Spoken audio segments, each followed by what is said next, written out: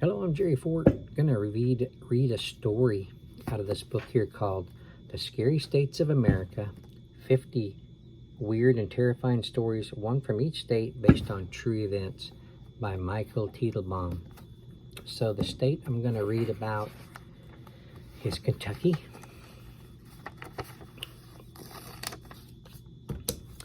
And the title of this story is Peering into the Past. Peering into the past. That'd be interesting, wouldn't it? You walking around one day, you see this weird thing here, just out here, just hanging, and you go up to it and you touch it, and your hand goes into it, and you open it up, just like you're opening curtains, and you look inside, and all of a sudden you're looking back into, the 1900s, the early 1900s or something. That'd be a trip, wouldn't it? You just happen to find a tear in the time continuum. I don't know what this is about, but we're going to find out. A kid named Dan Treach from Louisville, Kentucky, sent me an email with a bizarre story about something that happened to him and his sister. Subject, this is kind of like that. Portals. Hi, Jason. I got real interested in the paranormal after this. Well, this thing happened to me and my sister. I gotta tell someone. Is that okay? I don't know if I read that right. Hi, Jason. I got real interested in the paranormal after this. Well, this thing happened to me and my sister. I gotta tell someone. Is that okay? DT. Dan Treach. Is that okay? It's what I live for. Which is what I told him when I wrote back. Here's the strange story he sent me. I'm 11. My sister Karen is 9.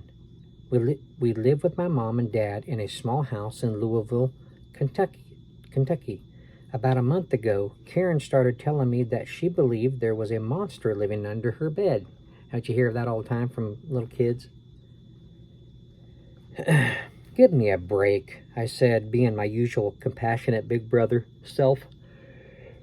That stuff is for babies. When are you going to grow up? Danny, she whined, I heard a strange noise. I was sure it came from under my bed, so I stuck my head down there, and it was like I was looking at a picture or a movie or another place. It was all white and snowy, and someone was walking through the snow. Then I saw the monster, like a big dog, growling, and Danny stopped,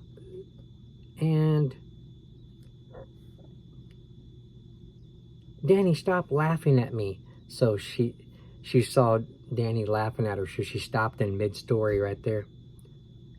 I couldn't help it. It just sounded so weird. My sister was pretty frightened by scary movies and stuff like that, and I knew she had a vivid imagination, but this was way wilder than anything I'd ever heard her say. If I see it again, can I knock on the wall? She asked, not letting her story go. Sure, I said, smiling. This was the signal we had used since we were little kids. Whenever Karen got scared at night, she would knock on the wall, and I'd come into her room and stay until she wasn't scared anymore. The next night, I was awakened by a knock on my wall. I slipped out of my bed and headed quietly into Karen's room. Our folks were downstairs with some people, and I didn't want them to know that we were still awake. Stepping into Karen's room, I found her leaning over the edge of her bed. She tightly gripped the blanket, which draped over the side of the bed. It's back, she whispered, as if the creature she believed to be under her bed might hear her. I knelt down beside the bed. Go ahead, I said, rolling my eyes. She pulled the blanket up and then hung her head over the edge of the bed. I flattened myself onto my stomach and stuck my head under the bed. I'm only 11, but this was the weirdest thing that had ever happened to me. It's hard to explain. It was as if the small space between the bottom of the mattress and the floor had opened up into a vast Arctic scene. It was not so much like watching a movie as like poking my head through a hole into another place and time. I was just kind of describing that earlier before I started reading it.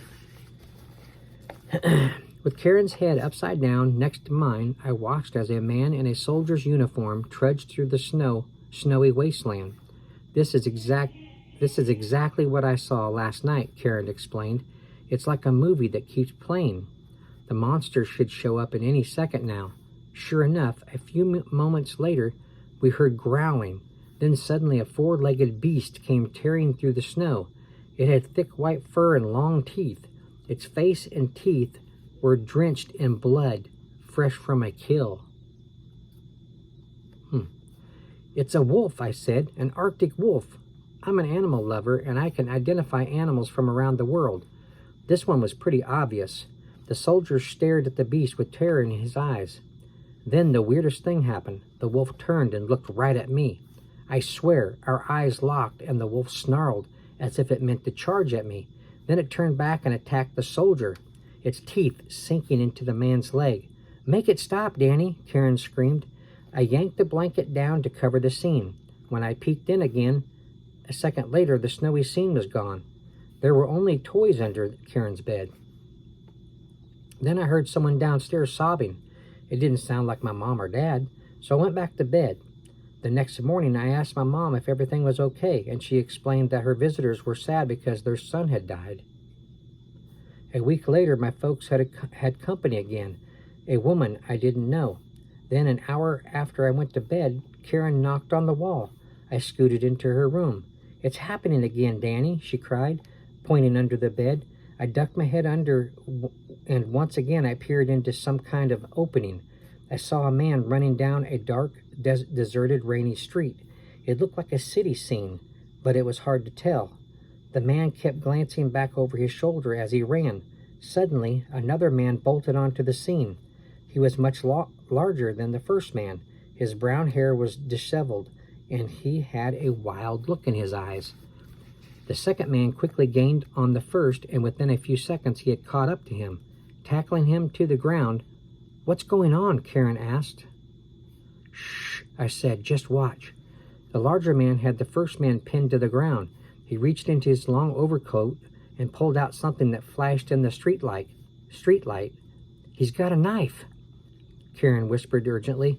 Down came the knife again and again into the first man's chest. It made a sickening slicing sound with each stab. "He killed that guy," Karen shouted as tears poured down her face. The murderer stopped as if he had heard Karen shout.